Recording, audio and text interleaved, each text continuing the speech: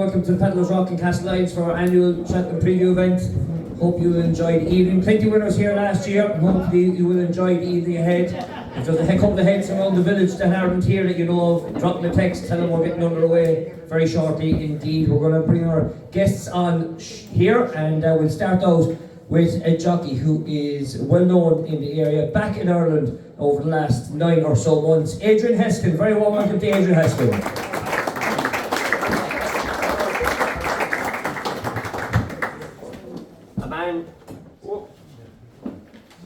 A man that's well known on the punting scene, one of the great tipsters in the Irish scene, well known on the Final Furlong podcast with Emma Kennedy. Gavin Lynch racing is here. Gavin Lynch.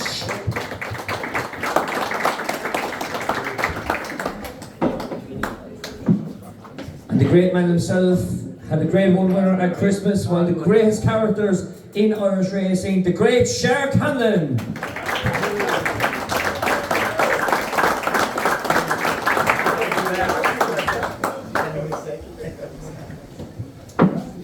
We will be joined by Patrick Mullins very shortly, and our guests for the evening have been studying very hard over the past week. Shark, I suppose better start with yourself. We'll talk about the horse a little bit later on, but it's definitely one of the great meetings of the year. Yeah, it's a great meeting, so it is, and it's great to have a runner in it. I don't know if I'd like Willie Mullins' headache. He hasn't that many runners, I think about 87 or something. You know, so I'd rather just go up my own, man. I hate to have a headache like that, but I done a Cheltenham Preview at 12 o'clock today with Tony Mackay and Roby, and I tell you, we're getting plenty of slag and tell you this road. There was plenty of laughs and cheers. So Mackay said at one stage he was getting down after he said, because he thought the two of us were going to fight. And I told him I don't fight with older people. Gavin, you've been around the block for quite a long time. I suppose the festival this year, how is it shaping up from your point of view as a punter? I suppose when anti-post punting has got a bit trickier over the years, bookies were, I suppose, until a couple of years ago, they didn't mind losing each year at Cheltenham, but the last couple of years things have changed and the anti-post prices aren't as good. So if you want to get good prices, I suppose we're starting being pushed into handicaps nowadays to get bigger priced ones. And then Willie has so many of the good ones that he's not making up his mind till very late, as we said with Ballyhorn and Factifile, etc. So yeah, it's tricky. There is value out there, but it's probably trickier to find. Adrian, you've ridden many times at a Cheltenham Festival. It's a great atmosphere for a week, isn't it? Oh yeah, definitely. It's what the whole season is geared towards, really. Lucky enough to have had a bit of success there. It seems like a long time ago now, but we'll go over again this year and give it another rattle. Have you many for the week ahead? I'd say a couple of rides will be all. Probably my best ride of the week will be Magical Zoe there towards the end of the week in the county hurdle. She's a very consistent mare, and you know, a county hurdle now will take a lot of luck, but she looks to be my best chance. Yes, she sure will indeed. We will be joined by Patrick Mullins very shortly. Maybe we'll just touch on briefly on the opening race of the festival, just on the Supreme Novices. Ballyburn now shortening into the 4-5, Mystical Power 3-1, Fairfox 72, Toy Hill 72. I know we'll be hearing the thoughts of the lads shortly, but Ballyburn, there was a bit of an agenda whether he was going to be here or the first race on Wednesday. Yeah, I think it's fairly confirmed now. He's going for what's now called the Gallagher on the Wednesday. So that opens it up a fair bit now. I thought he'd definitely run here, and Willie'd just like to get off to a good start. But he's after leaving at Tully Hill now in Mystical Power. But I think he's missing the trick here now. I think Firefox is there to stake his claims. He was very impressive when beating Ballyburn in his maiden hurdle in Fairy House. I rode in that race, and the two of them quick and well down the straight. He beat him by no fluke. I think he's got a great chance, and he'd be my pick for the Supreme. Gavin, you mentioned earlier on about the value being taken out of the market. I suppose it's hard to know which way things are going to go with the market tomorrow when declarations arrive. Where is your eye leaning towards at the moment? I'd be leaning towards Mystical Power. On Sunday when the decks come out, and especially maybe on Monday and even Tuesday morning, traditionally bookmakers go bigger prices for the Supreme. They take each other on. Whoever's got the stick the chest out furthest, they might even go 4 places. There's only 15 entries at the minute, probably end up with 10 or 11. but you might get 4 places, and I think 3-1 at the minute is very fair on Mystical Power. Slightly better jumping than Tully Hill, got similar form with Chigoro, but yeah, I think Mystical Power, Annie Power's son, massive chance, and if you get 3-1, 7-2, 4-1, 3 or 4 places, I think you're doing an each way month, I'll definitely stick him into it. Okay, interesting thought. He was about 10 or 11, I'd say a couple of weeks ago. Shark, what would you like to have in this race? Listen to Ruby today.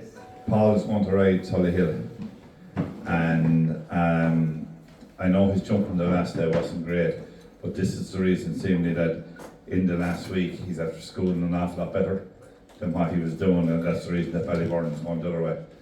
Paul thinks that Tully Hill will win here. No, Paul, don't be too far around. I think State Steel has a chance. He has a right each way chance, so he has. Poppy Power said during the week that they were going to avoid Ballyburn, wherever Ballyburn thought they were going to go different. So I don't fancy Firefox.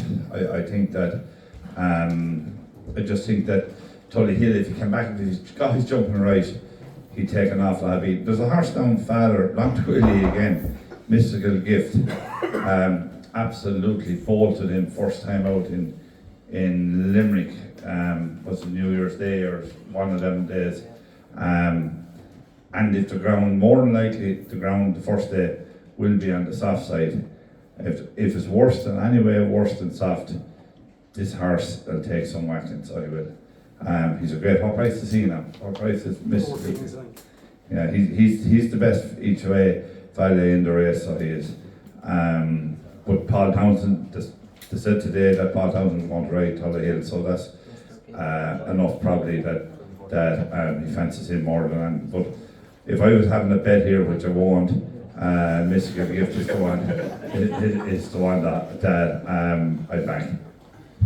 Hold on to that microphone. Just Ballyburn, I suppose he's gone very short now on the Wednesday's novice hurdle. He's 4-7, 2's on in place. Yeah, he's a good price. He's a certainty for it. So, like, you're going to have, I know you're going to be tired of listening about these short ones tonight, lads, but like, the most of them will win. The 1 or 2 of them will get beaten over the week, and if you're unlucky to have them in a Yankee or something like that, but there's 2 or 3 there the first day that'll win, and you might be better off backing 3 short ones, put the 3 of them together, than going off and back in the single yoke.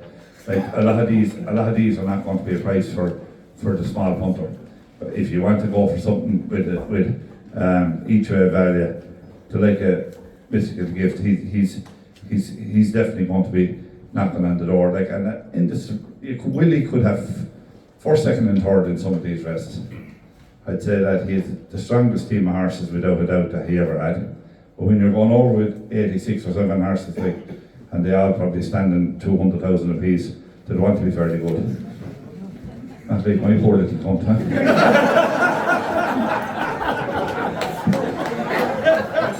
We won't comment on that for the rest of the evening. Gavin, just from a punting perspective, I suppose Shark's already mentioned there's a lot of short ones. Ballyburn is in that bracket.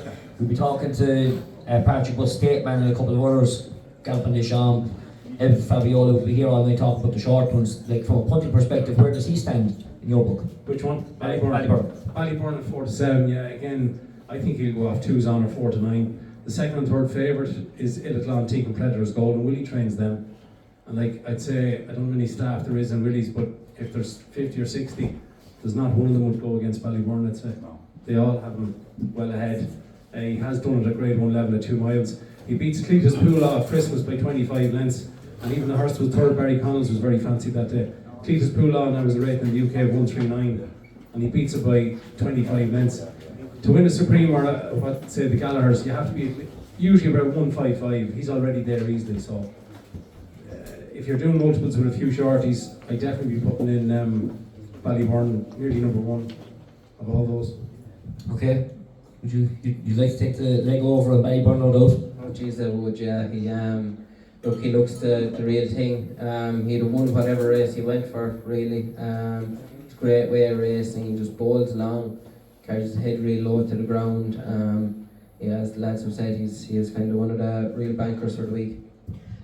Talk to you about the Triumph Hurdle on the far end of the week. Sergino, very impressive at the trials meeting there 6 weeks ago. Yeah, very impressive, and I suppose on the back of the juvenile hurdles here in Ireland this year, there's been no standout horse like Sergino. But I'd say he could be one of the short price favourites for the week. It is a bit vulnerable. I suppose the Nicky Henderson stable haven't been flying there the last couple of weeks. But to beat him now, I don't know. But he could be one just worth taking on. Like I said, bunting there from Willie Mullins. I think he ran a lovely race in Leopardstown. He was staying on from the back of the field. Cara Geese, the filly, I don't know, has she just got the head for Cheltenham this time around? She's very, very hot, but there probably is one to poke around and take on Sergino with. Sergino. Okay, Gavin, I suppose Sergino that day, mightily impressive, but I suppose that worry with in the past week with Constitution Hill and the rest of the horses, just Nicky's form not really showing the light the past couple of weeks. Yeah, he's had a lot of horses pull up in the last couple of weeks, so the price of Sergino will be dictated by Nicky Henderson's performances on Tuesday, Wednesday and Thursday. If he has more horses pull up, he's already drifting out to 2.3 in the exchanges. His jumper wasn't so good in Kempton. It was much better the last day. He bolts up, very impressive. I'm not going to lay him, but I definitely won't back him, Sergino. He ran against Salvatore Mundi in France and Auteuil, and Salvatore Mundi didn't get the best ride. You can look at it at the race's website for free. At the start of the race, he was a long way behind them. Sergino had more of the run of the race. Salvatore Mundi didn't jump very well that day, and he got it in a length and a half, so I don't think there'll be much between them. He may run, he hasn't run for Willie yet. Manchester is a horse, excuse me, that fine big chasing type. He's only had the one run for Willie. He won on Toy as well. He ran in the spring juvenile, finished third. As you've seen all winter, Willies can improve a ton for a run, and if he improves 10 or 12 pounds, he's a massive chance. And another one is Nürburgring, who will, the Triumph Hurdle is on the new track, so it's more of a galloping track. It's 2 miles, 1 furlong, and Nürburgring would stay 2.5, 3 miles. He's a massive stayer. He's 12 14 to 1. So I definitely wouldn't be in favour of the favourite anyway. Okay, Shark, I'm going to stop you because the main man of the show is here. Sorry, Shark. So we're joined all the way from Bankstown up there in one of those small little screens up here. We'll get him up on the big screen in a minute, but Patrick Mullins joins us. And Patrick, thanks a million for jumping on. I know you're going to unmute yourself in a minute. I love the name. Usually you put in Patrick or, PWM. What does that stand for outside of your own name, I wonder? Is there any nickname on that up there? No, that's just the initials. Patrick. So short and sweet. Short and sweet. James, take the microphone, give it to James there, and put it up beside the speaker there on the phone, because it's just a small bit on the low side. But we will get your thoughts, Patrick, and let's just see.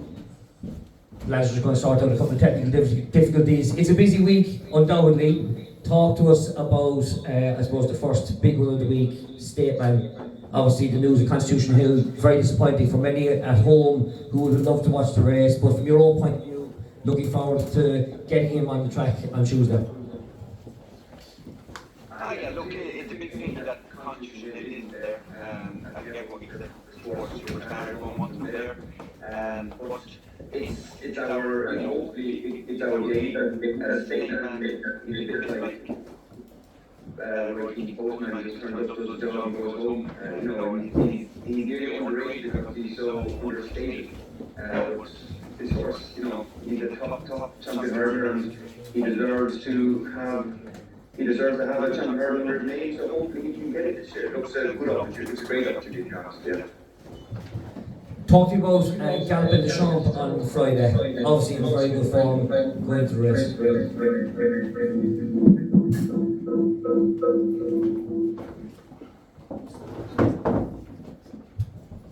Not sure if you caught that part. Just Galloping the Champ on Friday. How is he faring out? Yeah. Galloping, you look at the current day, he took a few fences. Paul is very happy with him. Look at it's a very deep goal cup, and it's going to be tactically, it's going to be very different than last year. I mean, last year we were going there thinking we get this horse to settle, and stamina is a question mark. This year we're going there, nobody's staying, and not being worried about him settling. So tactically, Paul can be a lot more options. He can jump off handy. He's not worried about running key. It should be a much simpler ride for him. I mean, I think the ride he gave him last year was as good as you would ever see.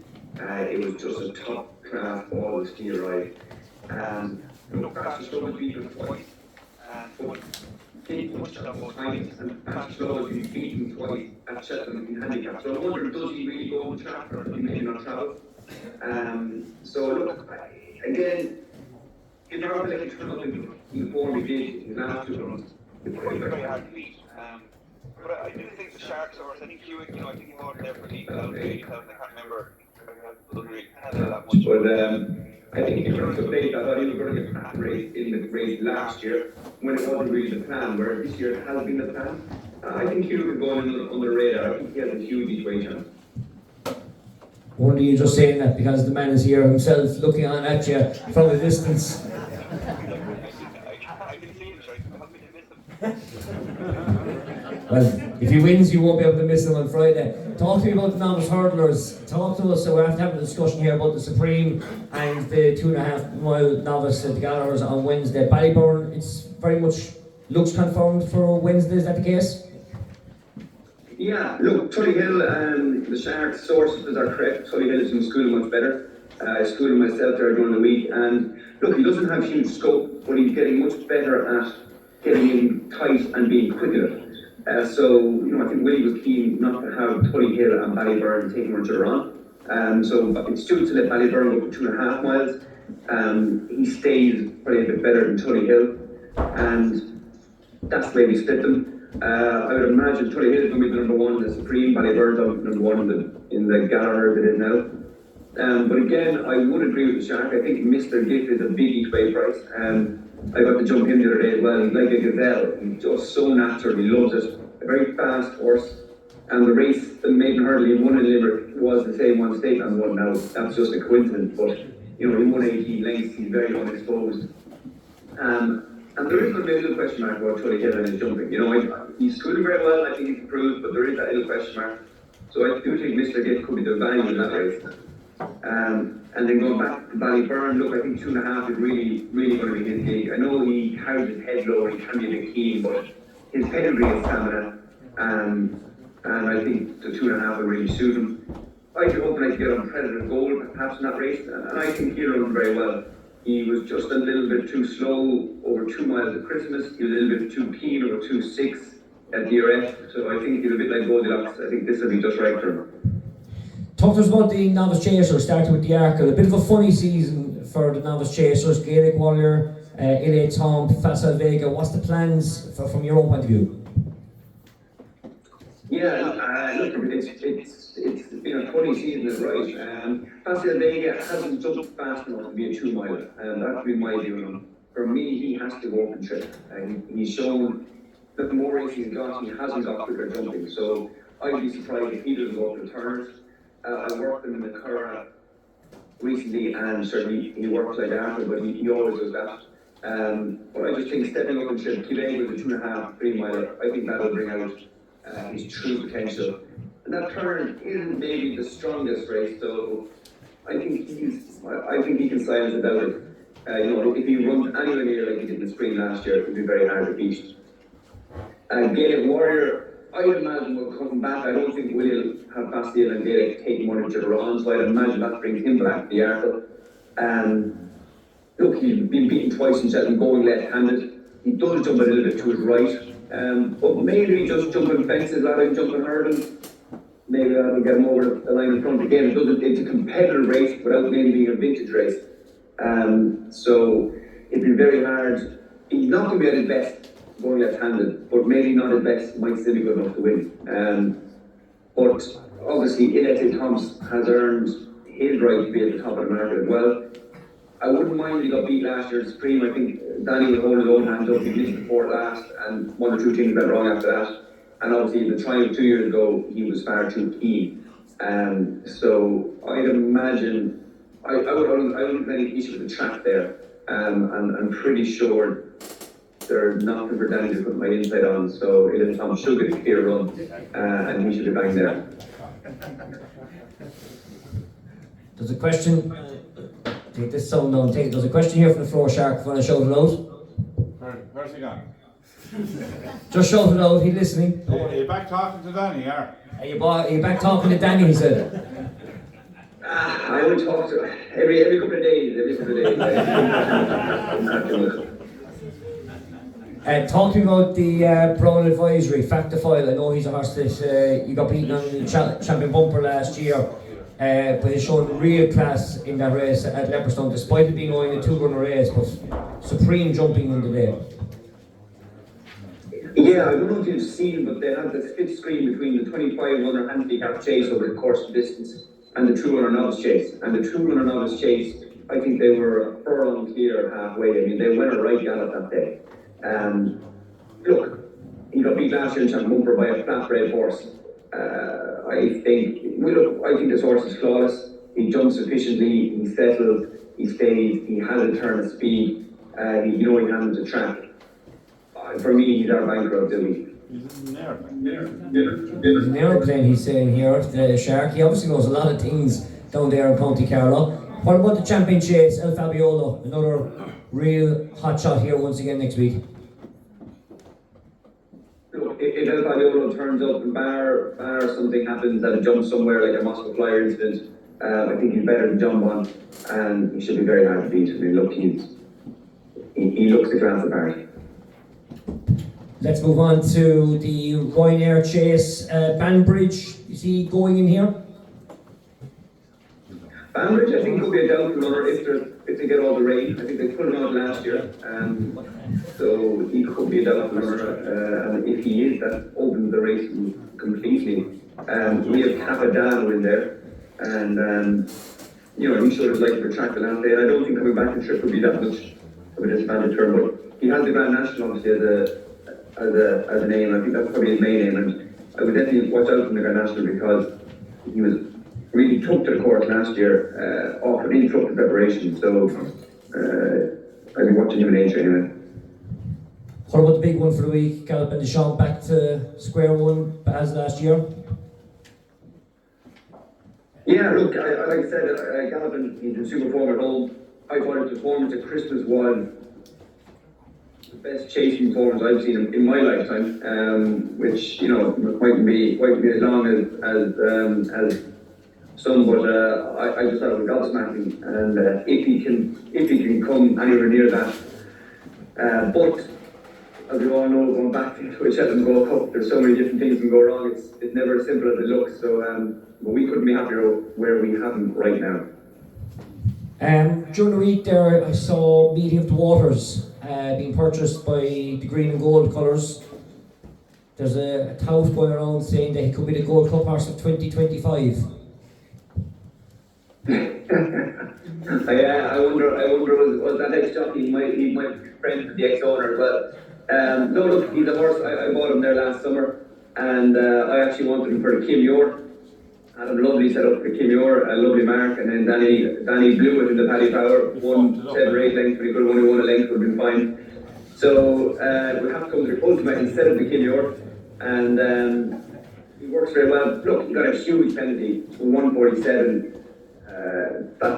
That's going to be hard, but I wouldn't be surprised if he got to it. But again, for me, Aintree is where he's going as well.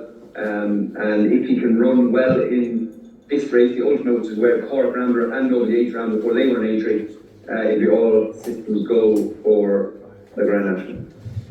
I know Lossie Mouse, I presume she's staying for the Mayor's Hurdle after what's happening this week, and if so, obviously there's a man here in the audience who'll be keenly watching out for Ashore Diamond in the same race. Yeah, look, Lost not a go, bar something maybe have to state man, Lost not a go for the Mayor's Hurdle. Look, our performance at Cheltenham in January was obviously very, very good. I always have a bit of query over juvenile stepping up. So, to me, that's still a question mark. She has to go and show it against proper grade 1 horses. Her pedigree is flat orientated. The second down bred Laura Glitters, who was kind of one of those globe-trotting flat horses. So, a little query over that, but normally time for the winners stay very well. So, I'm not sure if it's a major query. Even leaving all that aside, I think Ashore Diamond have got a huge chance. Only 6 horses beaten over hurdle. They've all been Grade 1 winning geldings.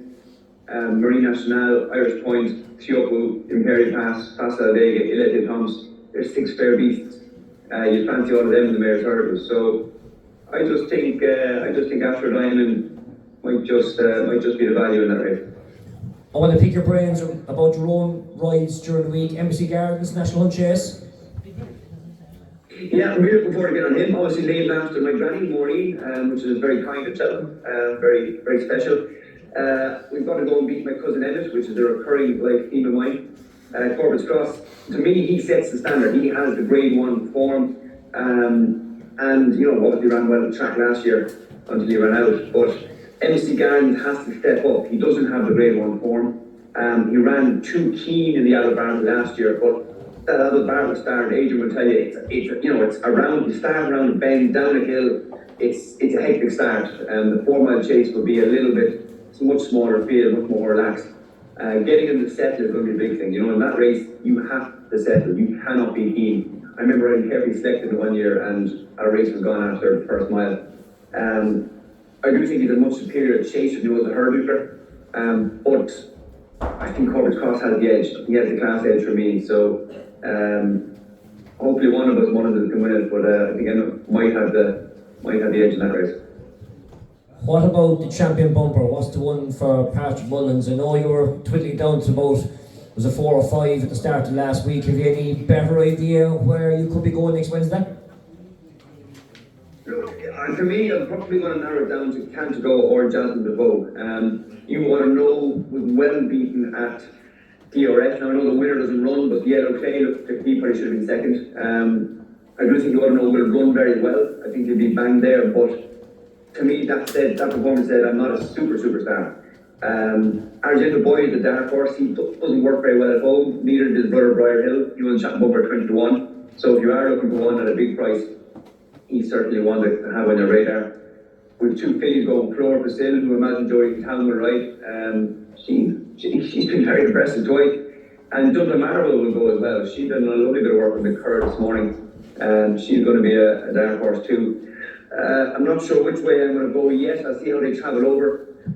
Cantago got beat at Christmas, but so did Champagne Fever and so did Fernie Hollow before they won Cheltenham Bumper. But look, Jasmine DeVoe put in the performance, and it's probably going to be hard not to choose him, I'd imagine. Okay, so we know, I suppose, all the big ones that are well fancied, they're well touted at this stage. Give us maybe 1 or 2 for the viewers here and all of Mr. Fenton's friends down here in Castlelyons. Give us 1 or 2 maybe value under the radar ones that you may think may run a big race. Yeah, well, look, like I said, Mr. Gillen, the Supreme, I think is a big price. I think he's very exposed, lots of speed, dumps really well. I think Argento Boy is going to be a big price in the bumper. I think he's very laid back horse, and he'll come alive after races. He's going to be 14 or 16-1 as well. Sam Majest is working very well. I imagine he could be well handicapped. Heat of Bourbon, likewise. I imagine they'll go Carl Puff, Martin Pipe one way or the other. And then I'm really looking forward to getting that back in Billaway. I thought he had a cracking run in Ace. He never won on his season debut. So at 12 years old, to put in a performance like that was super. And he fell last year when we had figures on him. And I still think he could be the one to beat. So I think he could be 6-1, but this will be his last dance at Cheltenham.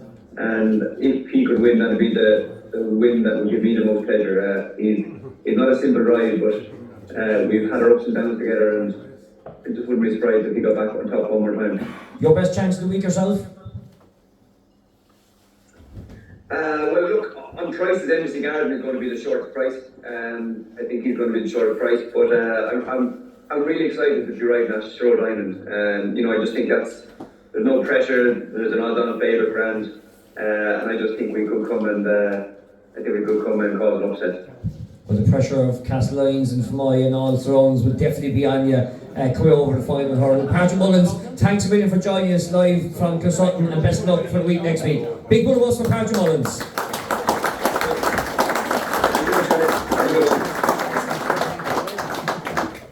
So thanks a million to Patrick for joining us.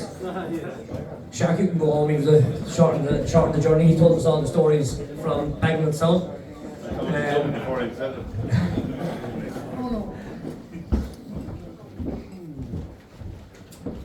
So let's go back. You were talking.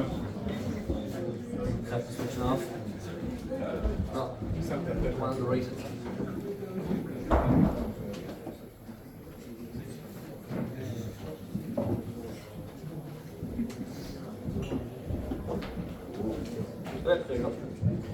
Right.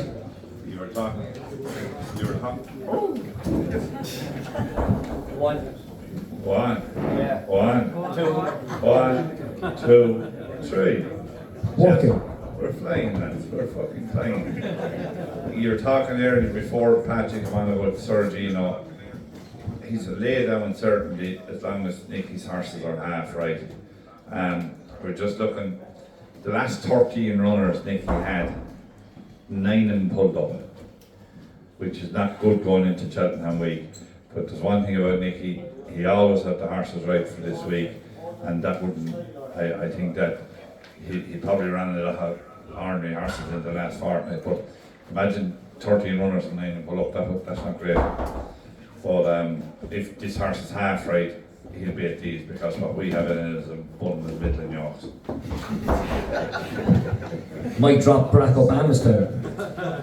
We will go back to maybe more traditional now, because I was trying to kill time there for Patrick, but he was actually watching us in the background. So we'll go back to the first day and the second day. We'll take a quick break. There's a couple of raffle tickets, a couple of prizes to be done. We have an auction later on as well for a trip to Sutton Stables later in the autumn, and to be a member of the Blue Blood Racing Club for the next 365 days. So that is to come a little bit later on. So we'll go back to day one, Arkle Chase. Let's have a look at the Arkle Chase, Shark. I suppose this race is a real wide open affair, especially now with, I suppose, the disappointing news of Barry Connell. The horse pulled out there in recent days. It looked in some machine at Christmas, and then DRF just all went wrong, but that has opened up the race quite considerably. It's wide open, so it is. It's another race that I wouldn't be having a bet in. When he came out, I thought he was certainly, even that he ran bad, he was one that I was going to bank on over in Cheltenham, only they must have found something very wrong with him. Gaelic Warrior said he's going to run here. Now I said, if Gary Warrior runs here, he's about 4 stone better than a lot of these. So he's the one I'd have anyway. He's different class, like. He's just different class than these. I don't even know what price he is now, but if he's 4-1, he's so mean to a bet, lads. He will not be out of the first straight. Gavin, give us your thoughts. Where are you sticking here? I think it's certainly a race that I don't know if anybody bets in running, but you could. There's lots of pace in the race. Matata, Quilixius found the 50. Found the 50 jumps a little bit to his right, going left-handed. Gaelic Warrior does the same. Much better horse going right-handed, but still could be good enough. Was second in the Boodles, second in the Ballymore last year. He's got loads of class. This is the weakest Arkle I've seen in the last 10 years. You look at the Irish Arkle, very little between Elite Tomp and Found the 50. If he can go left-handed, which is obviously the biggest word in the dictionary, but if he can, the ground's going to be soft on Tuesday. I think that will suit him. It'll be very interesting where Paul jumps him off. Is he going to, like, there's 3 front runners, is he going to sit him 4th on the rail with the horses outside to keep him jumping straight, etc. So it'll be a tough task for Paul, but I think if he jumps quite straight, I'll be backing him and running, yeah. Okay, Adrian, where do you lie here? Yeah, geez, I'd be against Gaelic Warrior now. I think he'll end up out in the hurdle track. He jumped savage to the right. He got away with it over hurdles around there the last couple of years. One of them runs was on the new track, with much more galloping track. Chase track on the first 2 days is a real tight track. His jumping's going to be exaggerated to the right. Comparison, he wasn't bad in Leopardstown. I know it's a left-handed track, but it's a long straight kind of down the back. He wasn't seen at his worst there. I'd be a big fan of one there, a bit of a price. Quilixius, he's a fair bit to find on ratings, but Henry, great man to tee his horses up for Cheltenham. He's a fairly solid horse. His only bad run over fences was when they stepped him up to 3 miles. I think a positive ride over 2 miles. He's a fairly solid horse, and he's a great price there, kind of 7-1 at the minute. Great each-way bet, and he could draw. Okay, champion hurdle, I presume, State Man, unbeaten here, so just give us one maybe that might be second to him, maybe, if there is one. Big fan of Irish Point. I was second to him in Down Royal on Magical Zoe at the start of the season. Very tactical race. I kind of thought I had it sewn up at the last kind of one run, and he picked up again. He's a really quick horse. I think they're making the right call going here. The ground's going to be slow, probably soft ground. He's going to follow a state man home probably. Okay, Gavin, one of your punting colleagues as well as Johnny Deneen, I think he said during the week, one of the best bets of the week, state man at 2's on, finished up 2 to 5 by the end of the previews. Now 3's on in a place, I see, so just nothing to beat him. I'd imagine he'll end up, what, 4 or 5 on at this stage? He won't end up that, but you know, you'll often see favourites like Quevega won 6 years in a row and she'd be 8 to 11 every year. Do you know what I mean? You don't see too many 3 to 1 shots at Cheltenham. It's a big bet market and people are happy to take on favourites. I'd say it would be very interesting, the tactics of Paul now. If Constitution Hill was still there, last year Paul sat behind. I'd say this year he's probably going to make it just to do something different with Peter. But now that he's not in it, I'd say he'd be happy just to take the lead perhaps. Iberico Lord has been supplemented. He's only got a rate of 143 and Stateman has a rate of 169, so he's got 26 pounds to make up, which is 2 stone. Hard to see that happening. Irish Point probably to follow him home, but somebody made the point the other day that literally the only time that Stateman has ever travelled badly was in the champion hurdle last year. Paul said he was never happy with him, so you know, he did win a county hurdle on the new track off 141. Last year the champion hurdle, obviously they choose the old track. He didn't travel well, so unless there's something in that, but that's, I think you're, you know, chasing rainbows there. So he looks very difficult to beat, and again, if you get 2's on the day, he might drift a little bit on Tuesday morning. He's worth sticking to multiple day. Okay, Shark.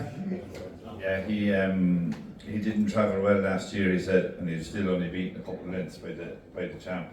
So there's nothing in it like Constitution Hill, so he's different class than these. The only thing now that really after down me is that Johnny Deneen says that he's a certainty. Jesus Christ, that'd be a disaster because he's the worst judge in the world. If you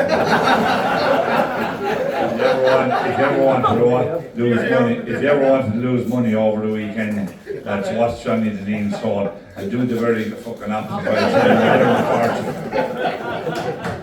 time. Talk to me about Lossy Mouth, Shark, and Ashore Diamond, I suppose, from here, from James Fenton's point of view.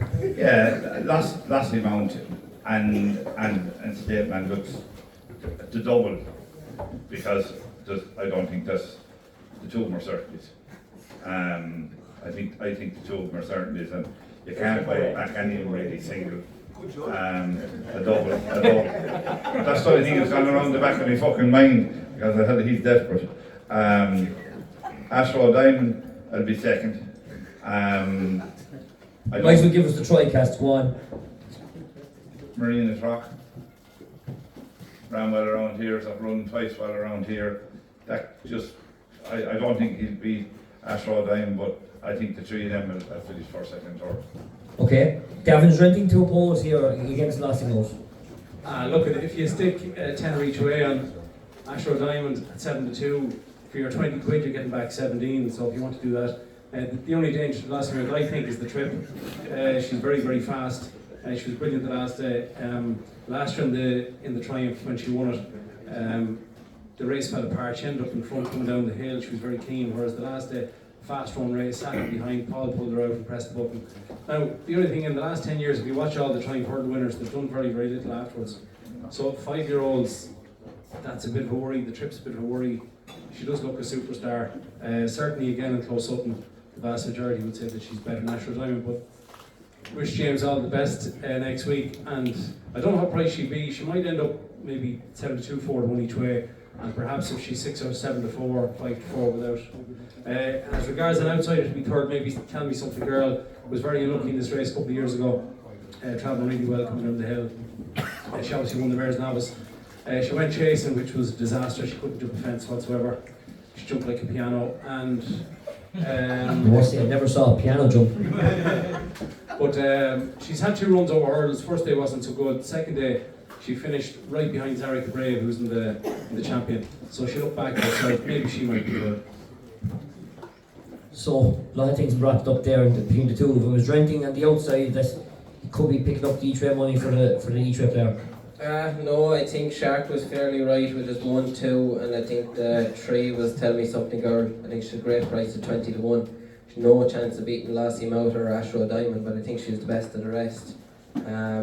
Again, on Lassie Mout, I suppose traditionally these 4 to 5 year olds be after running 4 or 5 times in their 5 year old season before Cheltenham. She's been beautifully handled, like by Willie, only having had 1 run. She struck well at Cheltenham, and I think she's been set out for this.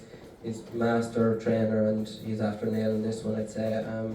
She's going to go there and be very impressive, I'd say. Okay, perfect stuff. Let's move on to day 2. I think we've touched enough on the Gallaghers, on the Gallaghers Novice Hurling, the first race on the Wednesday. So we'll move on to the Novice Chase maybe. And we heard Patrick mention about Fact to File. Stay Away Faye here, definitely a horse who's been coming and improving. Got placed earlier in the season, came back with a win, following up afterwards. Yeah, he has. Look, obviously the Albert Bartlett winner from last year. He is a dour stayer, to be fair to him, and had a good run in open company behind Capitano and Cheltenham the last day. I think he's just a real slogger now, to be honest with you. He's going to have it all to do to get past Fact to File. I've sat in him a couple of times in Willie's, and I'd say he's probably the most talented horse I've ever sat on. He's just a great way of racing.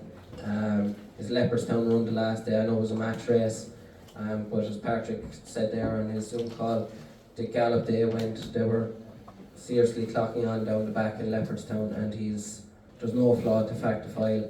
He's another one for the accumulators. Okay, interesting. Gavin, what do you make of that? If Adrian says, he works that well, that's the vibes you're getting. I think David Casey said the other night the only danger is a fence if he falls.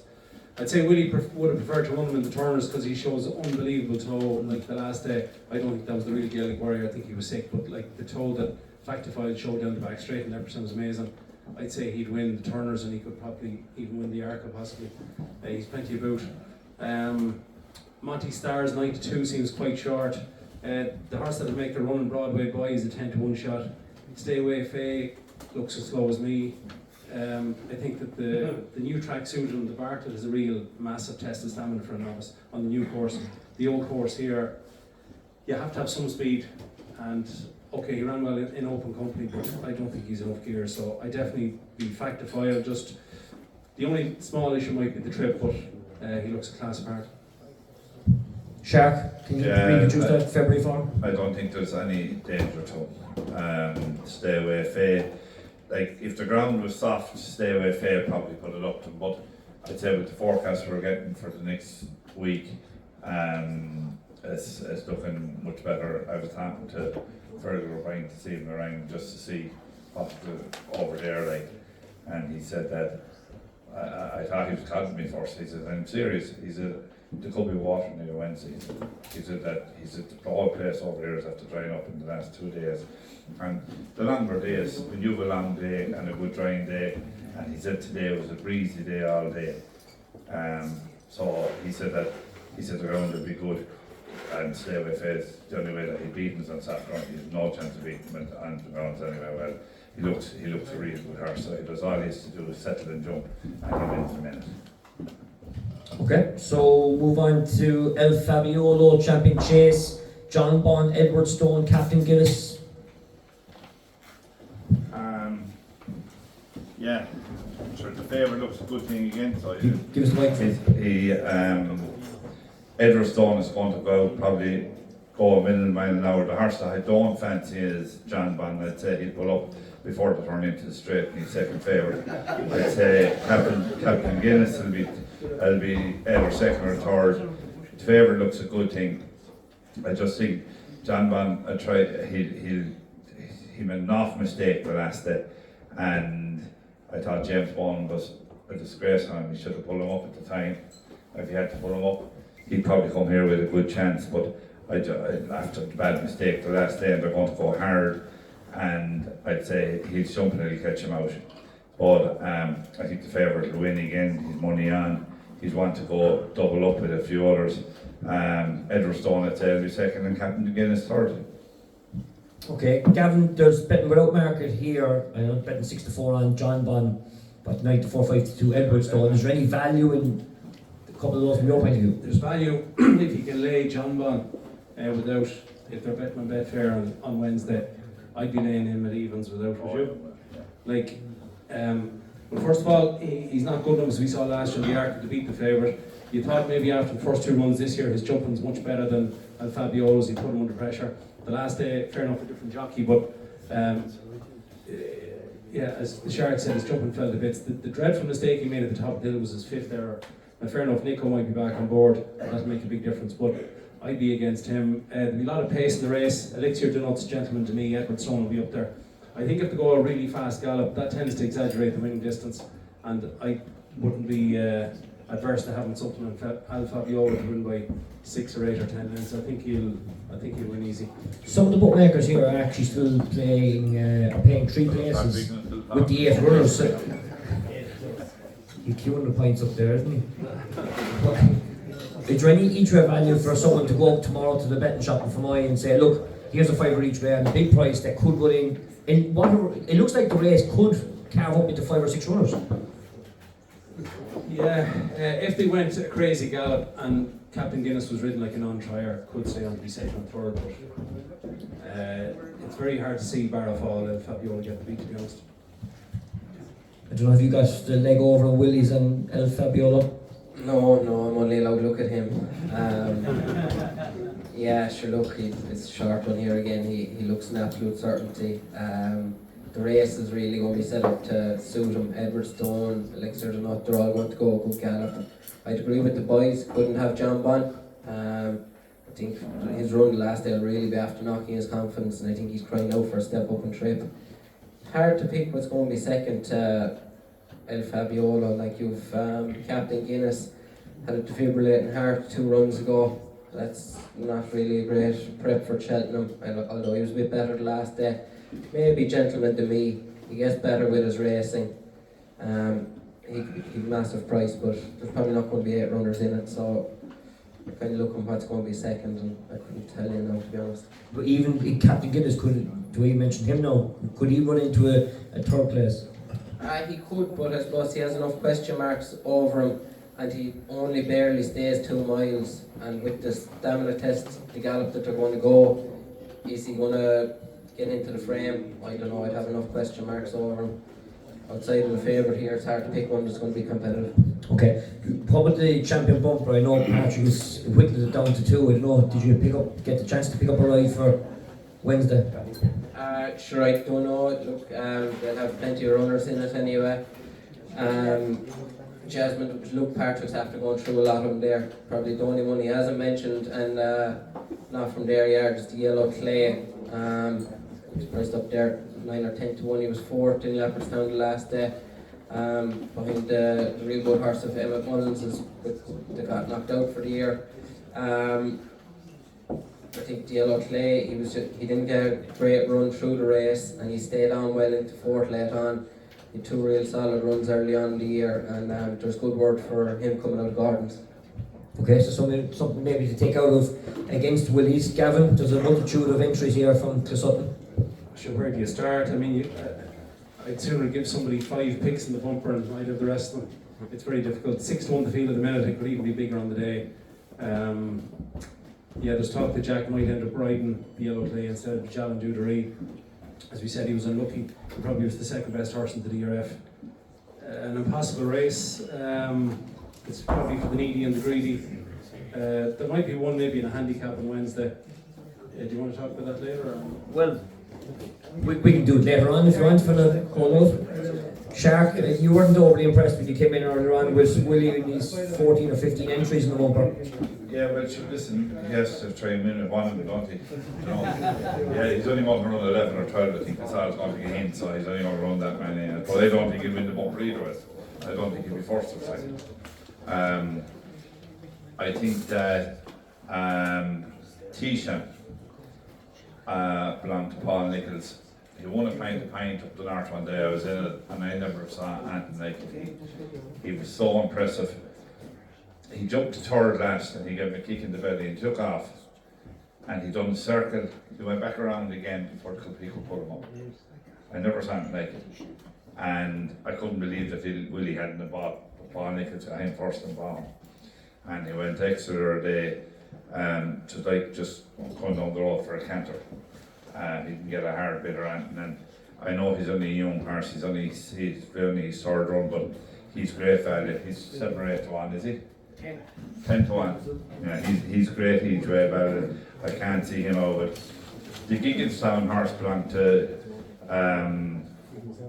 I done on a Cheltenham Preview night with Eddie O'Leary, and he was trying to tell the crowd about the reason he wouldn't win. And then I took the mic and I said that you're not knowing any old bollocks. I said, because I said if they hate running horses in bumpers, they hate running horses in bumpers, and Bard thought he was a certainty they wouldn't, no way would run him. So he came back around after a couple minutes anyway, and he said, yeah, he has a good chance. So he has Gordon thinks the world of him, and like they don't run horses in bumpers, Bard think they'll win. So he'd definitely be knocking on the door. I just think the Irish bumper horses this year, they're just not as good as other years. And when you see Willie running 12, and that really means that he hasn't a fucking clue what he's going to win. You know, he's just hoping one of them will win. You know, that's you go back over the years. Patrick mentioned there about Prior Hill when he was at 20 to 1. Yeah, he'll run everything in it, so he will just hope that one will win. And it doesn't matter to Willie, as long as one of them wins, it doesn't make any difference. And he's going to, I think he's 11. He's 11 left in it, and Ruby said today that they're off up the road. Sorry, could I ask a question? What about Bill Joyce, that bumper now? How would you fare in? Yeah, he won in Kempton. Yeah, I don't think that form is strong enough. Gavin, you were going to mention something here. Just going to say, be interested if Willie filled the first 6 to beat Michael Dickinson's record, the first 5. That's right, yeah. Okay, we might maybe park that for a couple of minutes. There's a raffle going to take place straight after the break. Tickets to give away for Punchestown, for Fairy House, and a couple of other prizes as well, some good prizes there, so make sure you chip in. We've got the auction to come as well, don't forget that. A trip for 4 to Closutton Stables for the day later in October, and a membership for the next 365 days to the Blue Blood Racing Club. So we'll be back in around 10 minutes time for day 3 and day 4. To the final day, so hopefully we can have your attention for the final day. I think that's €2,000 raised there this evening on 3 causes, Castlelyons GA, the Friends of Dina Porting, and for my hospital. So give yourselves a pool of bus there as well, folks. Well done to everybody, please. Okay, now moving on to the final day. If we can just have your attention, lads. We'll just take this first race once again, if you don't mind, because just to give the lads a reminder. We'll start off with the Triumph, and Sharp, we mentioned about Sir Gino earlier on, how bad Nicky's horses are going. Is there any way of beating them if Nicky's horses get going during the week? If they don't, where can we go? I think that if all he has to do is turn up, he's probably one of the bankers of the whole week. Nicky's horse is after being sick, but I'm sure he's been trying to sort that out in the last week or 10 days. And he's probably Nicky's banker of the meeting, and I'd say he's probably my banker of the meeting as well. Big statement from the Shark. Gavin Lynch. He's Nicky's banker because he might be his only winner, you wouldn't know. You'd have to keep an eye on the performance of his horses during the week. I don't think he's beaten much. Beating Burdett Road, who beat some Brad and Fassa, who won a maiden hurdle in Ballinrobe in the summer, to me is just okay. And as we said earlier, he was running no tie against Salvatore Monday. There wasn't much between them that day, and Salvatore Monday didn't get a good ride, no tie. I'd be interested to see what Adrian says in a minute, what one Paul might ride. Madbro was a big eye catcher in the DRF, massive big chaser. I'd say, well, Madbro, would be Mark Walsh, would it? Okay.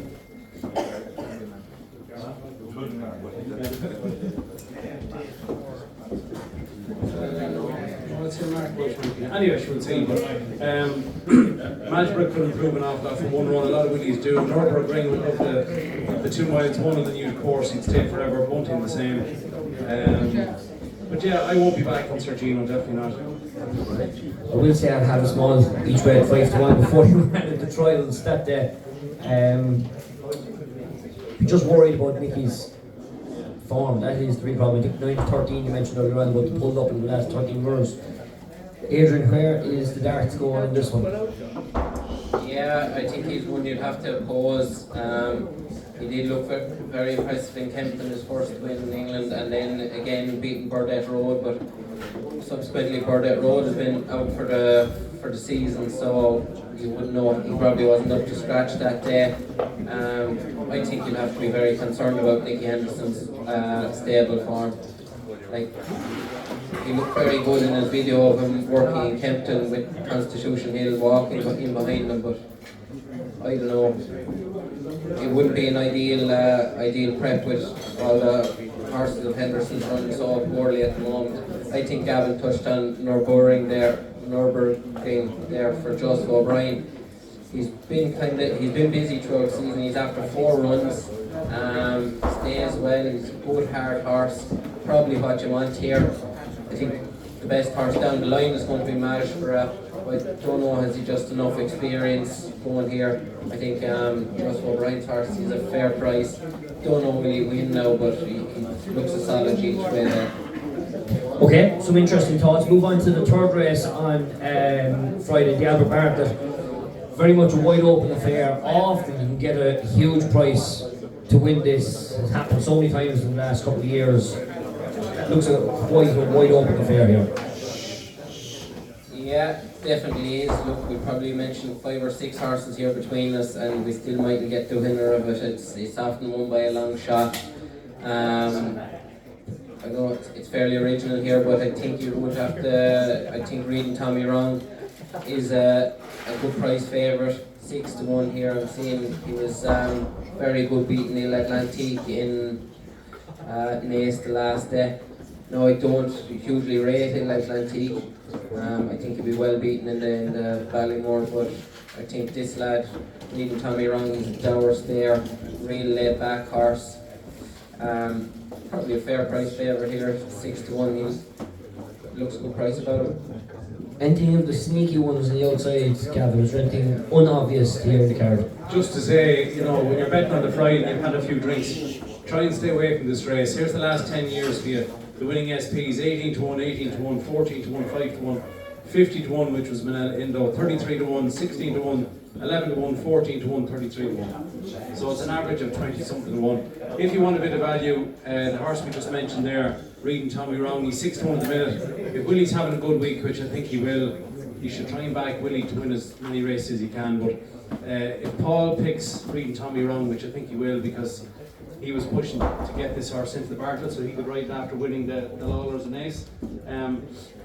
He's 6-1 at the minute. I think he'll SP at 3-1. If he wins, he wins, but just 6-1 is too big in the end. And probably the 3-1 will be a very good price if Willie's having a 8, 9, 10 winning week. Yeah, it's going to snowball. The more winners Willie has, the shorter the rest of them are going to be. So if you want to have a bet just for a bit of value, 6-1, he won't be that in the day, I'd say. Yeah, we will be talking about Willie and how many winners he'll have a little bit later on. Shark, I'd imagine you won't have much interest in watching this, but if you were to watch it, I think Paul Nicholls' horse, Captain TJ. I think that his form is good this year, and Reading Tommy Wrong, if the ground a good cut in the ground, I'd fancy him. If the ground not a good cut in the ground, I wouldn't fancy him. I think that Paul Nicholls' horse will go on any ground, and he's 10-1, and he said here that a lot of outsiders win this race. Well, what price is he? He's 10-1. 10, yeah. Captain T. Yeah, he's one need to bet on the day. As I say, a lot of outsiders win it, and he could be one of the ones outsiders. And if not, we did. Was he third in the bumper or fourth in the bumper last year? He's the only horse that Paul Nicholls ran in the bumper last year, and that's the reason I tipped up Paul's horse earlier, because this horse is a fair horse, so he is that. And he's the one that I'd like at a price. but I wouldn't back if any of the other ones, it's 5 or 6 to 1 because you can put a pin through them really. Okay, hold on to that microphone because I want to get your thoughts on the big race of the week, and I suppose just stick with your own lad for the moment. You're after getting some great thrills with him over the past 2 or 3 seasons. He was running an absolute blinder last year, getting an absolute Hail Mary for fall at the second last. Yeah. How is he after, I suppose, winning the King George? Did you get to do much with him? How much work has gone in over the past 10 weeks? It's amazing. He's a horse that don't need work. He was actually been off for 4 months before the King George, and he was to come back to me. He was up in the owners, and he got little Nash on the back of his leg. He only came back to me 6 weeks before the King George, after being off for the goods of 5 months. And I ran him in Nace one day in a school in Bumper, and I said, he'll tell me today if he's fit enough to run or not fit enough to run. And it was a really good school in Bumper, so there was 3 grade 1 horses then, and he ended up coming through. He jumped out second, Jolly McGarvin, and finished on the bridle. And Jolly came in and said, Shark can drive away. And at that stage, I wasn't going to run him in the King George. How long ago, how far out before the King George was that? 10 days before the King George. But we went to the King George with him then, and it was an amazing day for us. Listen, he's after giving us such good days. From Bet 365, the Galway plate probably was the highlight. And I'm after winning the King George, but I go back to the Galway plate. I tell you, for me, it was very special because I had my mother and father there. They're 86 or 7 years of age, and the 2 of them were there on the day. And it was amazing. It was just something. We went to the Galway plate and everyone gave him no chance because they said they'll go too hard to take him off his feet, and he was able to make the run now. And then we went to the Kerry National, and probably very, very unlucky to fall at the last. And because he would have won if he hadn't have fallen. But he's just he's only 16 hands, he's only a rabbit, so he is. But he's a big heart, and he has it in the right place. And last year we kind of went to every cockfight that was going, but we came home with nearly 600,000, so it was worth going to them cockfights. But this year, we trained them different this year. We said that we were going for the King George. If the ground was good at the time in Ireland, I was going to either stay in Ireland or go to England, and the ground was just way better in England than it was in Ireland. I wouldn't have ran him in the Dublin Festival because the ground was too soft, and he came to light. He comes to light on the day, and it's great to have a horse like that. You could travel anywhere with him. When we went over to America with him, just some days, so there was a lot of Irish, and in America they're there for years. I remember going down just before the horse ran, the man tapped me and he said to me, he just introduced himself, he's from Donegal, and he said, we came up to see the horse, we heard all about him, and he said, we came up to see him, and I said, are you far from here? He said, oh, we're a good bit. He said, we're 8.5 hours getting here. And they came up to see the horse. So it was, and then when the horse won, we kind of took over the place over there, the race, the next race, it was to be a half an hour after, and I think it was an hour later when they ran the race, because they couldn't get us off the track.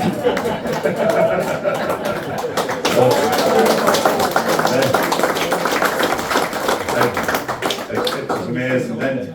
You wouldn't get away with that in Ireland, no? No, we get summons, but we nearly paid too.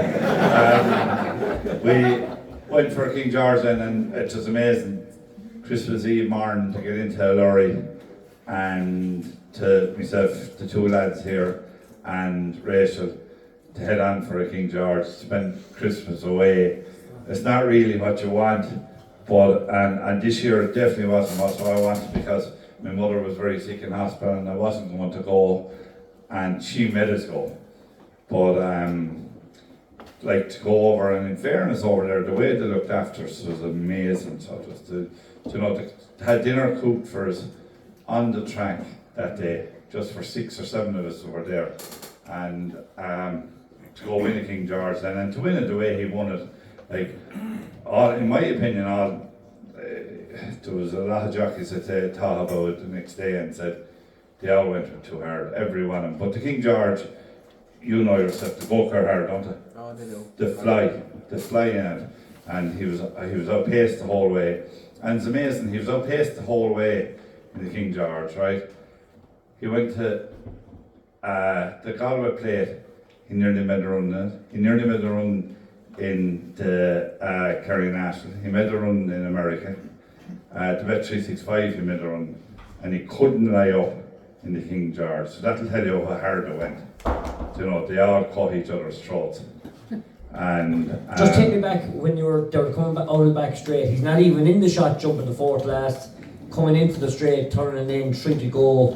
He's probably 10, 12 lengths down, flat out. It's amazing. I was happy enough. Why? Jordan Gainford, or Gavin, I walked the track with Gavin that morning before the first race, and we're over at the far side, and I remember lying across the rail, and I said to Gavin, do you know, I said, you could be 15 lengths after once in front here, but I said, don't stop, because I said, he'll stay going. And I said, the last 2 or 3 furlongs will be your best 2 or 3 furlongs. And he looked at me and he said, sir, how do you make that out? Well, I said, there's 5 front runners in it. Froden was going to go too hard. I never dreamt that Paul Townsend would take on Froden jumping the second. And then Heskin took him on jumping the third. Like, they all went so hard. But when I went through the car that morning, I said, there's going to be some pace.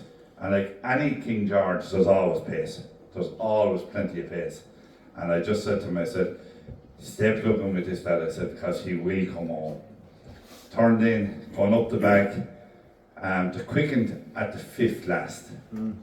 So and we were still plugging there, plugging away, and he wasn't getting detached. Like, if he was getting detached, you'd say, right, he's gone. When he turned the bend, the real packer came back and he passed him. And you just could see him getting into the whole way. Don't think I was afraid that the straight wasn't going to be long enough. And it's fairly long in Kempton, but I was afraid it wasn't going to be long enough. And you could see him getting there. I said, after turning into the straight, I said, we're going to be in the first 3. Coming to the second last, I said, it's not over yet. And when Heskin fell, I don't think Heskin would have won either ways. I think he was off his feet when he fell. And that's the reason I don't fancy him in the Gold Cup, because I think they'll do the same in the Gold Cup. They're going to go a million mile an hour. But it was some feeling coming to the last, because coming to the last, there was only going to be one winner, because he was going to stay the whole way. And I tell you, it was probably as big a thrill as I ever got in my life.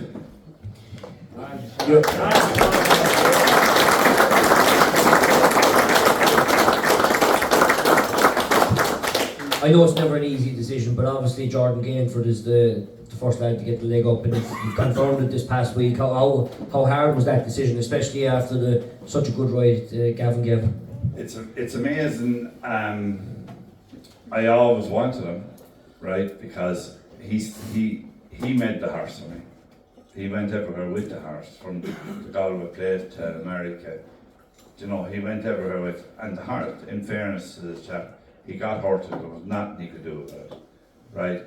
And in our sport, it's the same as any sport. If you haven't got some bit of loyalty to yourself, to your trainer, to your jockey, I don't think it works. And I've seen over the years lads taking horses out of this yard and putting them into this yard and putting them out this yard and putting them. 9 times out of 10 it don't work. So it don't. A bit of loyalty in any game is very important. And I just felt I wanted him to ride a winner or two, because, and I'm not being smart, pub talk, everyone said, you can't let him ride him because he's rode near a winner for the last 6 months. And Gavin's flying. Gavin's a brilliant jockey. He gave the horse a brilliant ride. He couldn't have done any more than he did. And I was so proud of Gavin.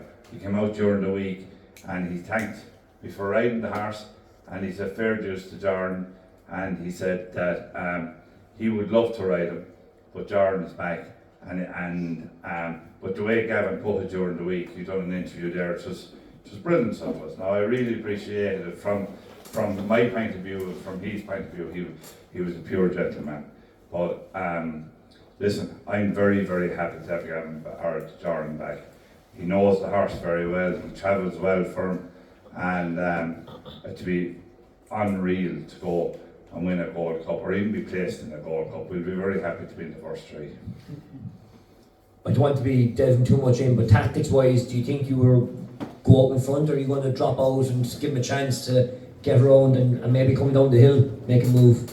Last year, the plan was to be in the first three, and he was sitting in second place, and then the horse fell in front at the top of the hill. He was in front a long way, so we didn't need to be in front as long, but the tactics this year is going to be a bit different. I just feel that last year, he's a small horse, he's only 16 hands, and all the horses in the King George are 16-3. Big, good looking horses. We came down the hill last year, I wouldn't have swapped him with that.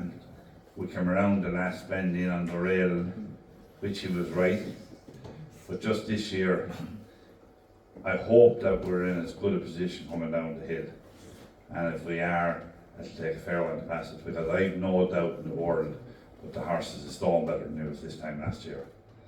And if he's a stone better than he was this time last year, I think that he comes off the bridle every day. Rachel Blackmore rode him in the Bet 365 for me, and I said, Rachel, he come off the bridle, but he come back on it. And she said, turning in, 3 horses come up beside him, and she said she thought she was beaten. She said 5 strides later, it was over. You know, he came off the bridle and then he comes back on the bridle. Jordan rode him last year, and he was sick when he went into the weigh room to him. He said, Shark, I wasn't finished with it. He says, he came off the bridle, and he said the reason he fell, he came back on the bridle, the stride before the fence, and he said he was gutsy and made a drive for it. And he said, I guarantee I would have been in the first 3. So, like, we're taking on a lot of the same opposition. It's a good race. It's a right good race. I think Gavin Lynch he's a very good horse. He's an amazing horse size, but I have this feeling, will you give him 3 runs this year on soft ground? He is one of the favourites that I would lay. I just think that if some of these favourites are going to get beaten, it's guaranteed some are going to get beaten. And this is one that I would lay. Fast and slow, don't know if he'll stay. Martin Brazel's horse. Mouse Morris's horse, as a matter of fact, I have a chance. Right? But it's one of them races. It's a better race than this time last year. But I think that it'll be ran a lot different, and we'll be coming hopefully up the outside way up the straight. If we can get a run up the straight, he'll run over 3 mile 5, we know he can stay, and a little bit of luck on our side, get around safe and get home safe, which is most important. I don't think we'll be far away.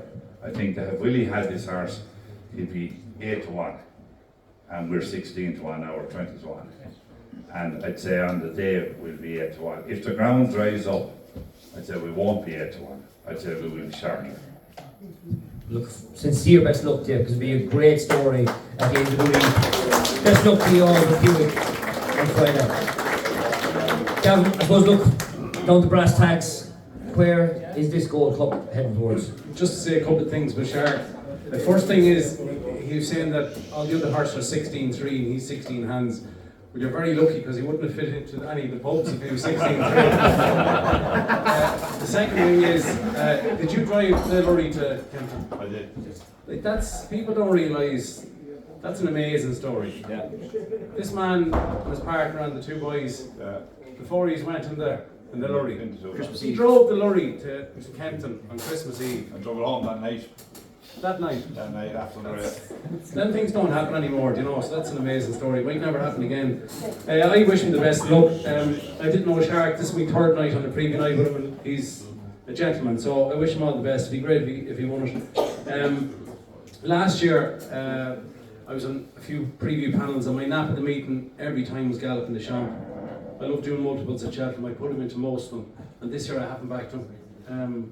He was 2-1 last year. He's out to 2.6 on Betfair. He's 6-4 in the machine, so it's not much of a price difference.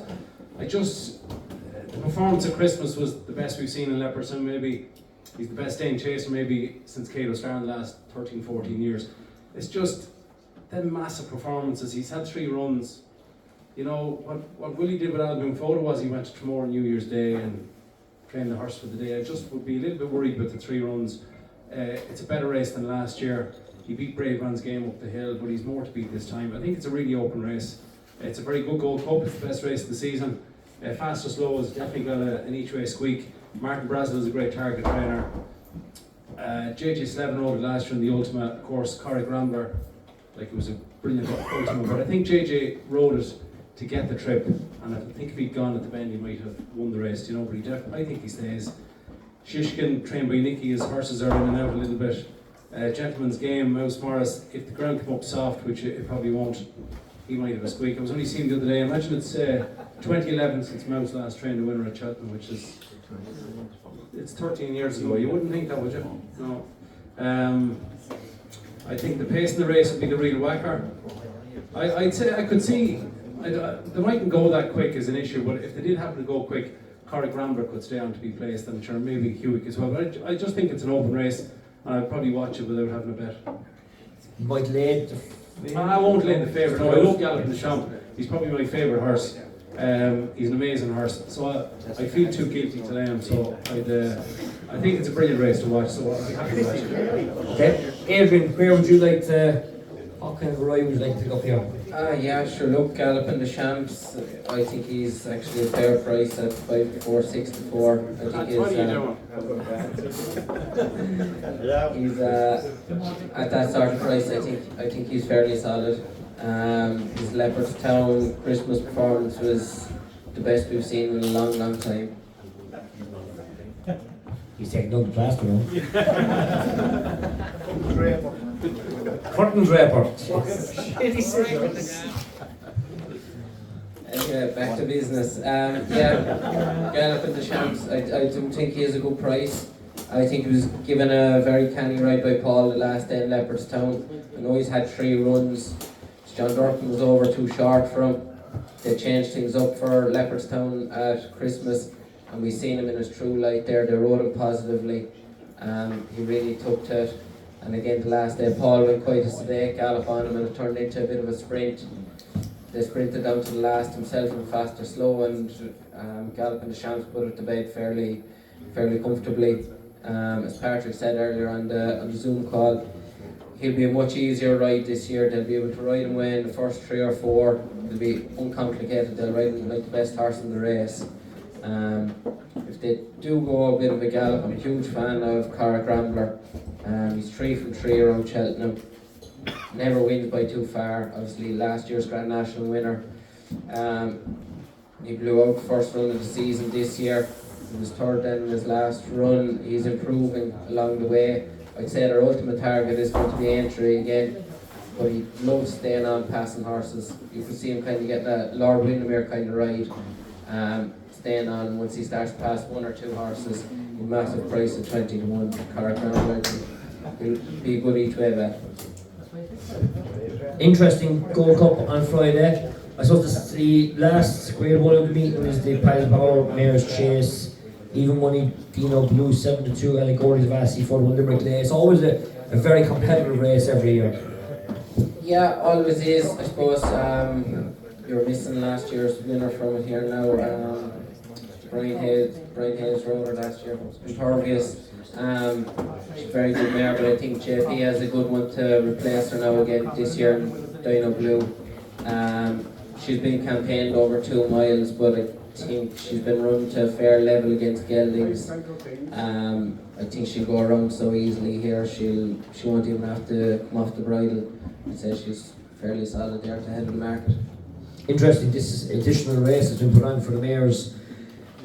I find over the past 2 or 3 years that people always have left after the Gold Cup, but now they're actually happy to stay on for this mayor's chase. Just shows you how valuable it is to not load to the owner, trainer, breeder, but to the punter to watch it as well. I think that the Mayor's Hurdle, the Mayor's Novice Hurdle, the Mayor's Chase, I think they're good additions to the festival. They get a lot of bad press, but I mean, if you've got a 1,000 guineas and an Oaks, why can't we have Mayor's Race at Cheltenham? But anyway, Dino Blue, the only question mark people have is will she stay? When you go back and look at her in the Grade 1 Novice Hurdle 2 years ago behind Brandy Love at Fairy House, that was 2.5 miles, and she stayed very, very strongly through the line, so I don't have an issue with the trip. When she ran last year in the Grand Annual. Just 1 second there, lads. Just 1 second there. Shh. We're not playing a game of cards. Last year in the Grand Annual, when she was a novice, she was quite keen. She made 2 mistakes, but she came back to Fairy House and punched and won 2 handicaps. She's much more settled, she's relaxed, she jumps brilliant. Allegory Devassi jumps to her right. They said that they had to change work rider, they changed her to Paul to get her fitter. She does jump a bit to her right. The first 5 fences at Naas the last day, she nearly went out through the wing at one stage. She was second last, she was a good run. Gavin has 2 in it. Limerick Lace and Brides Hill. Limerick Lace wants soft ground and Brides Hill wants good ground, so the ground. Depends how the rain falls. Yeah, so one of those will drift, one will contract a bit, but I'd be very surprised if Dino Blue didn't win. Okay, Shark, you could be too busy celebrating to watch this. We look at it anyway. Gavin was on last night with us, and he says that Jesus, it's hard to write. Keith Donahue is going to write right at his head. Yeah, right at his head. Said that he wants to write him in front of the Earl. So for me, that is, I don't know, I don't think the ground is going to be soft for Limerick Lace. I don't think it will be soft. I'd say the ground will be good, and it's probably the right decision, but Dino's Blue is going to take a lot of beat. But after that, this was 2 or 3 in it, and after that, it's very difficult. Dino's Blue would probably win, more than likely. And I'm not been at a few of these Cheltenham Preview nights. One of my big bets of the whole week. Well, I was just going to come to that. There's a lot of specials going on. Gavin, you might have an idea on specials, but specials of Willie Mullins is how many winners are you going to have? You have more than Great Britain the way it's going. You're after doing what? We're down in Limerick the other night, and there was a bookie there, and he was sticking out his chest about what he was going to do and what he wasn't going to do. And I asked him, what about Willie's have 10 winners or more? He said, that can't happen. I said, you're probably right, it can't happen. And he gave me 3 to 1, so I took a fair lump of it. So I took a big lump of it. I took such a big lump that he took it straight away. Everyone else wanted to take away, but no, it was over. And then I was in Cork, and the bookie gave 2 to 1, so I took a lump of that as well. And last night he gave 6 to 4, so I took another lump of that last night after Dara Fitzpatrick. You know Dara? I do. He likes sticking his chest out. He stuck out his chest 6 to 4 last night, and it just had 4 grand around 6 to 4, so just keep it nice and steady. And what price is it now? I don't know. 10 to 11. 10 to 11. Yeah, I think I have a good price. That's my big bet of the whole week. I done it. Remember when Willie had 8 winners? Yeah. I done it the same year. I backed to have 8 winners or more. And I got to push it with that. And that was the only bet I had that year. And it's kind of the same thing this year, but if it gets better, we grow. We'll come. On Thursday, Better Days Ahead. That's a race that we missed. Yeah, what race are you running? The Mayor's race. Better Days Ahead, yeah. That's the Mayor's Novice on Thursday. Yeah, I just think that she's different class. Willie has Grugy. But I think that Better Days Ahead. It's not too often now you see Gordon really sticking out his chest for a while. And this is the one that he says won't get beaten in Cheltenham. Just won't get beaten. He said that he's as good as that he ever trained. And I think it's 6 to 4. And I'd say it's a really good bet. Okay, interesting. Gavin, specials or handicaps or the race we haven't touched on. I know the Hunters Chase, JP bought the favourite, it's on the line during the week. We spoke about meeting on the waters in the Ultimate Chase, going to be quite short on the Tuesday, I imagine. Just a bit brighter days ahead. They rate that horse better than Firefox. Yeah. And the person who I spoke to, I spoke to somebody else, I said, getting the £7, he said, wouldn't matter, that she'd still beat Firefox. So that'll tell you. In terms of specials, I backed Willie to have 11 winners or more there 3 days ago, Paddy Power at 92, and the following day they were 6-4. So it's you can get 5-2, I think, with William Hill. It says there on odds checker, but I'm not sure if that's right or wrong. But I fancy Willie to, if you can get even money to 10, that's a bet. And it's actually a decent interest bet to have for the week as well. Other specials. Is there any multiples? I suppose we spoke about a lot of short ones tonight. What would the banking kind of 3 or 4 or 5 that you could stick in and say near your master to that, and you can watch it for the rest of the week? I'll come back to that in 1 sec. Just one other special is there's a betting without Willie Mullins in the Top Trainers Championship. 2 days ago, Henry Bromhead was 10s at Bet365. He's 6-1. They've got Gordon Elliott in at 4-9. But if you go through Henry's runners, I think he's got a massive chance. You've got plenty of fancy runners in lots of different races. The bankers, I suppose you're looking at. Is James there? Is he? I won't say Lassie Mount, but Ballyburn would be the number one. Ballyburn, Stateman, El Fabiolo. Factor 5, etc. I wouldn't just put in Sergino and I wouldn't put in Gallopin, but the rest of them I think have a great chance. So not that you're against, but you just would be question marky over for different reasons. Yeah, and in terms of handicaps, we give you 3 horses. They're a short enough price at the minute, but just be patient. You will get better prices later on in the week. What happens is, every year at this time, there's a couple of horses get backed. The bookies don't take a lot of money and they're 7-2. These horses will definitely be bigger than that on the day or the previous morning or the night before or whatever. They'll all be 5-1.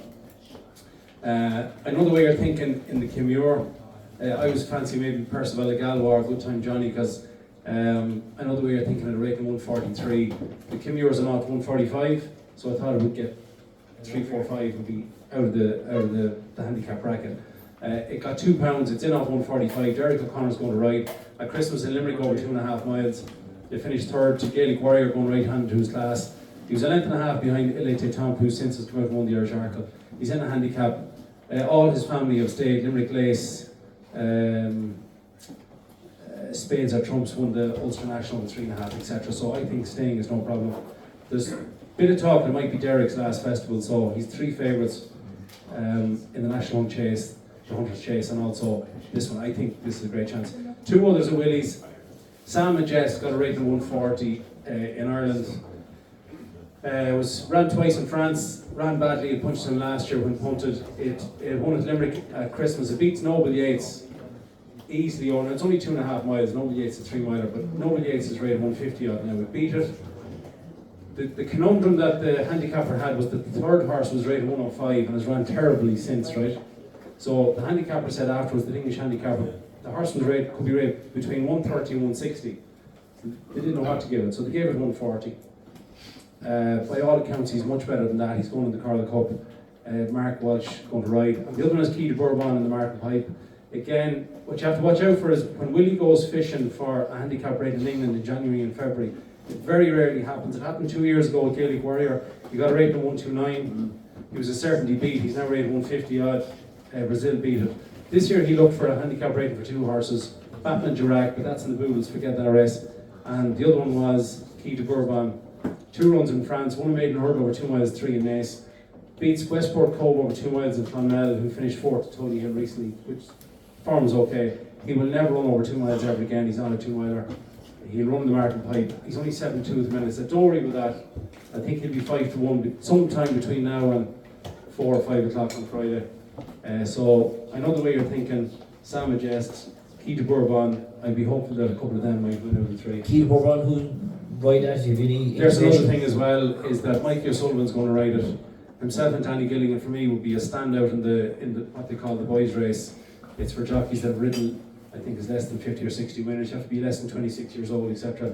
So as you saw last year in the Supreme, Mikey O'Sullivan on Re National, he gave one of the rides at the festival. He waited and waited, and if keep De Bourbon jumps quite well, Mikey O'Sullivan will have it in the right position, and I think he'll take a lot of work in the last race in the meet. Perfect. Man that knows his stuff indeed. Adrian, have you many rides there for the week? And of what you don't ride, what would be stickouts? Sure, look, hopefully I'll end up with a few rides there. As I say, might get something in the bumper, maybe something in Albert Bartlett as well. But I suppose Magical's always my only real confirmed ride for the county hurdle. We actually missed my best bet in the meeting there earlier on, and it was in the Ryanair Envoy Allen. I think, look, he's a 3-time festival winner. He's after win the bumper, Ballymore and the Ryanair last year. I think it's unlikely Banbridge won't get his ground there, and I think he's a fair price at 7-2. And Henry's horse in right good form. I think Envoy Allen will be at a good price. I think he'd be a fair bet in the Ryanair. Okay, fair play.